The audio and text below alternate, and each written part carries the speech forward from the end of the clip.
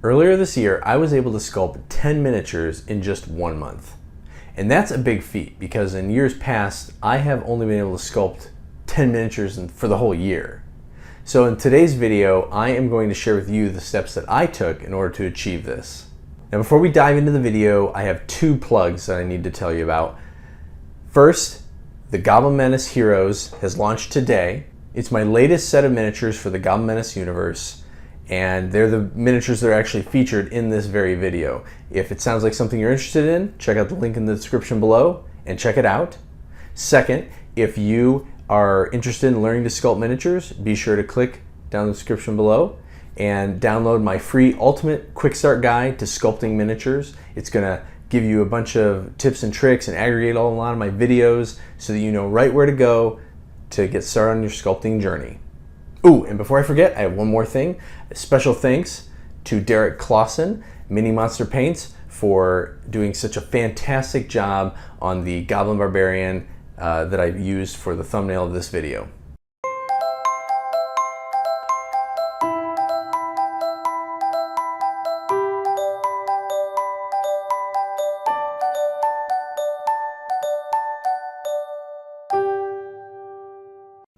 So before we get into it, I do have to share a little caveat with you, be completely honest and transparent.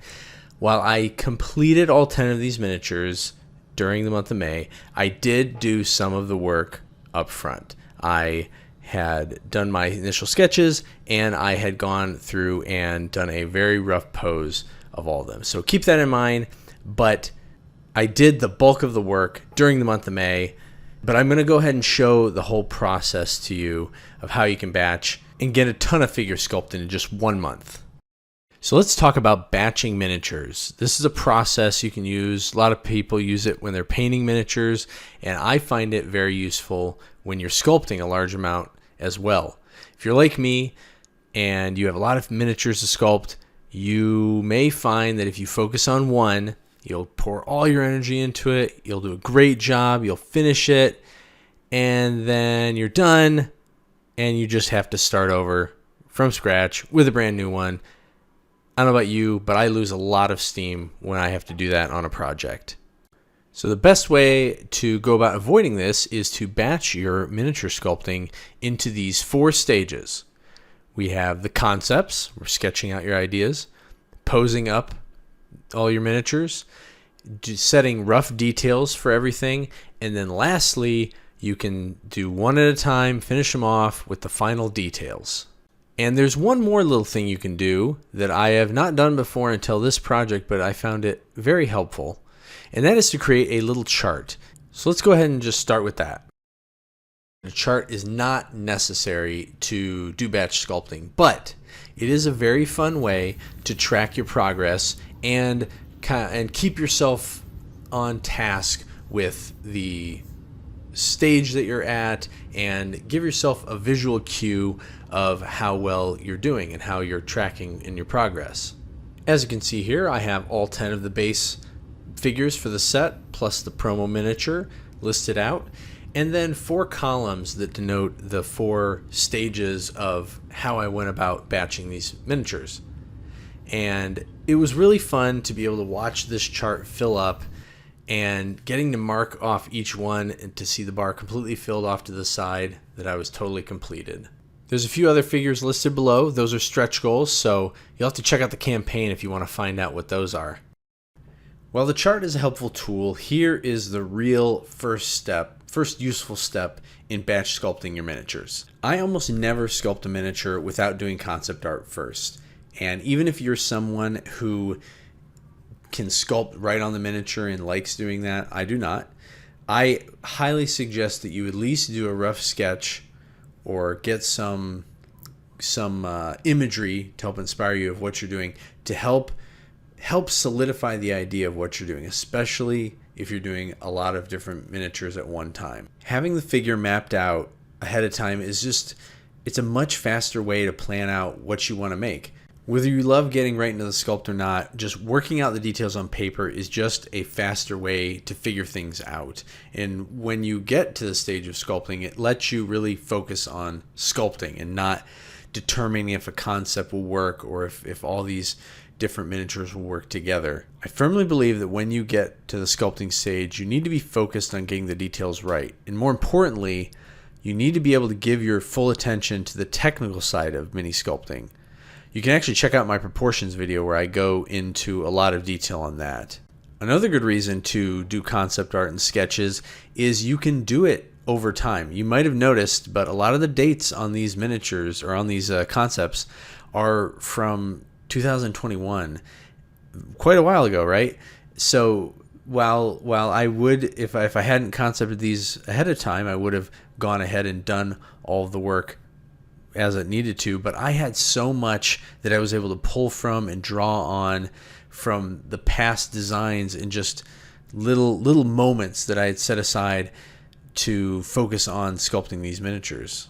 All right, the last takeaway I want you to have for this section is if sketching really isn't your thing, or you do well just designing directly on the armature, I would like to encourage you to at least plan out what the minis will be. Write a little description or something, even, or do a stick figure. And the reason for that is you don't want to get 4 minis in and realize that you're repeating yourself, or maybe you've left a gap. Maybe you needed a specific character, but you've made this other one that isn't as important. And that's actually another great reason to make a progress chart that I showed you earlier. Now we get to start on the most crucial part of the miniature. This is something that's going to drive everything you're doing, and that is creating the pose. I like to do this for all the miniatures. If I'm doing a bunch of them at once, I'll do all the posing before I get into any details. The pose is the life of your miniature. It's going to be what starts the initial character, the flow of the miniature, and more importantly, if you're going to do molding for yours rather than just printing them, you will need to take certain considerations into effect to make sure that the miniature can be cast properly, or does it need to be parted up into many different pieces? Again, getting this all figured out ahead of time will really make or break how well your miniature does in the end. And if you can get that figured out on all of them from the beginning, you'll have a perfect framework set up for when you just need to start going forward with adding the details and finishing your miniature. Don't be afraid to take your time during this stage either. Believe it or not, this can be one of the longer stages of the sculpting process, or at least one of the more trying ones as you're trying to get everything just right. But if you do the sketching phase and plan things out, it does help move this part along. On to the roughs. This is one of my favorite parts because this is where the miniatures really start to come together. And if you stay focused, this can be a very fast stage that gets your figures looking really cool and very interesting with all the proper silhouettes, the different shapes. You're figuring out where details go. The key here, though, is that you are basically putting on blobs of putty, or clay, I should say. In this case, I sculpted these digitally, so I kept shapes very simple. I would take these spheres and mush them into shape, or I would get cube shapes and form them up.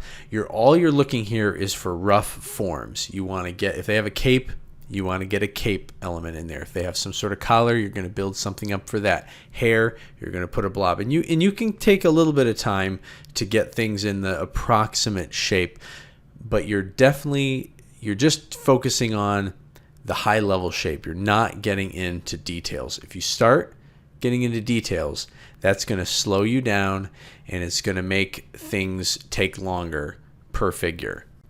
Remember, we're batch sculpting, so the goal here is to get all the miniatures you're sculpting to kind of the same stage at the same time. You don't want to be too focused and too locked in on one miniature until you are at that very last stage trying to knock them off the list one at a time. And that brings us to the last part, putting on the final details of each of your miniatures. In the previous stages, you might jump back and forth between the figures a little bit rather than working on one at a time throughout each of the different phases. But in this stage, I like to stay very focused and try and just complete one miniature, because this is really where you're going to start knocking them completely off your list.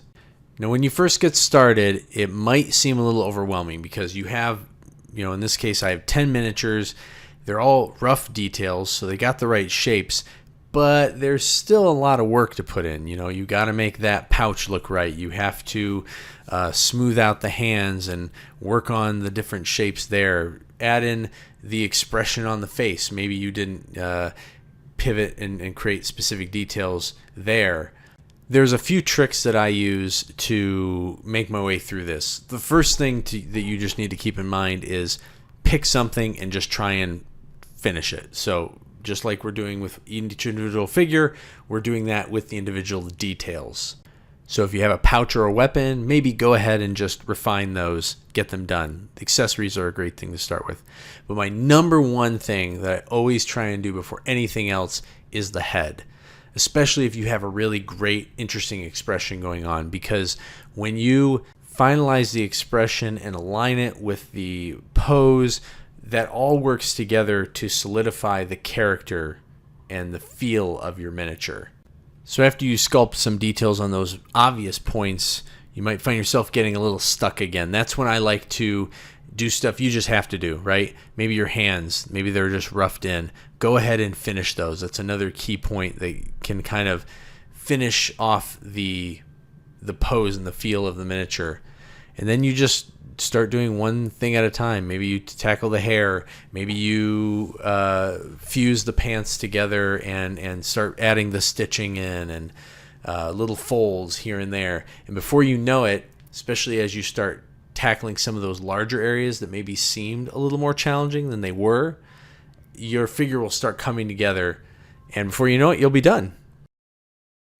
And that's how I was able to finish sculpting 10 miniatures in just 1 month. Figuring out designs to sculpt such iconic player character roles as the Barbarian, Bard, Cleric, Rogue, and Wizard was a super fun way to really push my design skills and come up with such a varied but unique look for all these different goblins. These are all live on Kickstarter right now, so if you'd like to see more and see the painted ones, go ahead and head over there. Follow the link in the description below. I'll have more to show you soon. And until next time, keep sculpting.